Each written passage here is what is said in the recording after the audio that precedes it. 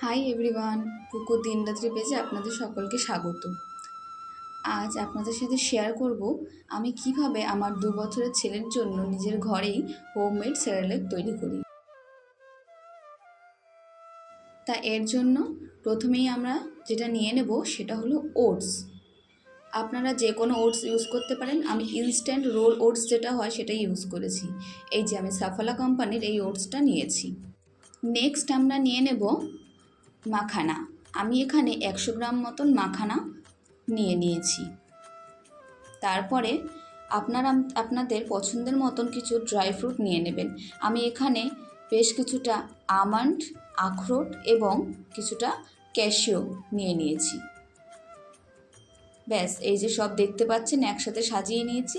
চলুন এরপরে শুরু করা যাক। আমি একটা লোহার কড়াই বসিয়ে তাতে ওটসটাকে প্রথমে ড্রাই রোস্ট হতে বসিয়ে দিয়েছি। বেশ অনেকক্ষণ সময় ধরে অল্প আঁচে ওটসটাকে ভালো করে নেড়ে চেড়ে ড্রাই রোস্ট করে নিতে হবে। ব্যাস দেখুন, ড্রাই রোস্ট করা হয়ে গেছে।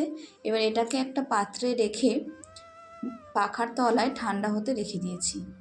নেক্সট একইভাবে আমরা মাখানাটাকে বেশ ভালো করে অনেকক্ষণ সময় ধরে ড্রাই রোস্ট করে নেব। আর বারবার কিন্তু এই পর্যায়ে আপনি নাড়তে থাকবেন, না হলে কিন্তু পুড়ে যাবে। আমার ছেলে যখন আরও ছোট ছিল তখন আমি এই সেরেলাকের মধ্যে চাল, বিভিন্ন রকম ডাল চিড়ে সব কিছু দিয়েই ওকে সেরেলাকটা বানিয়ে দিতাম। কিন্তু এখন যেহেতু ও ডাল, ভাত, সবজি সব আলাদা করেই খায়, তাই সেরেলাকটা শুধু ওটস, মাখানা আর ড্রাই ফ্রুট দিয়েই করি। আপনাদের বাচ্চা যদি আরও ছোট হয়, ভাত ডাল ভালো মতন খেতে না পারে, তাহলে কিন্তু আপনারা অবশ্যই এতে করে কিছুটা চাল, ভালো করে একটু ডাল ভালো করে ধুয়ে পাখার তলায় শুকিয়ে এরকমভাবে ড্রাই রোস্ট করে নেবেন। দেখুন মাখানাটা সুন্দর ড্রাই রোস্ট করা হয়ে যাচ্ছে। আমি একটা তুলে আপনাদের হাতে ভেঙে দেখাচ্ছি। দেখুন কি সুন্দর ভেঙে গেল। নেক্সট যে ড্রাই ফ্রুটগুলো আমরা রেখেছিলাম ওগুলোকে এবার সুন্দর করে ড্রাই রোস্ট করে নেব। ড্রাই ফ্রুটগুলোকে কিন্তু বেশ অনেকক্ষণ সময় ধরে আস্তে আস্তে লো ফ্লেমে ড্রাই রোস্ট করে নেবেন।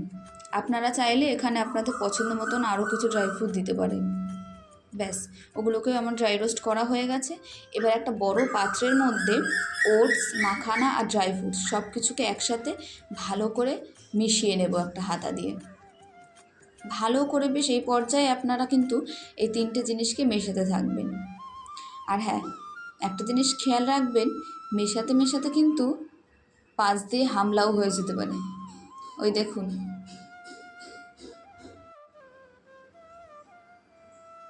দেখুন দেখেছেন?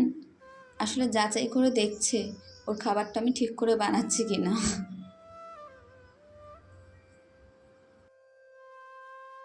ব্যাস, এই পর্যায়ে আমাদের সব কাজ মোটামুটি কমপ্লিট হয়ে গেছে। এবার শুধু এগুলোকে মিক্সিতে ভালো করে পেস্ট করিয়ে নিতে হবে। বেশ সুন্দর করে মিহি করে পেস্টটা করে নেবেন, দানা যাতে না থাকে।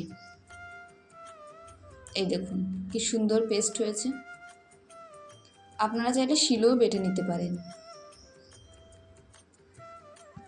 আমি আপনাদেরকে গ্যারেন্টি দিয়ে বলতে পারি, দোকান থেকে কেনা সেরেলাকের থেকে এটা অনেক অনেক অনেক গুণে ভালো। এটা সুগার ফ্রি, প্রিজারভেটিভ ফ্রি। আপনি নিঃসন্দেহে নির্দ্বিধায় আপনার সন্তানকে এটি খাওয়াতে পারেন।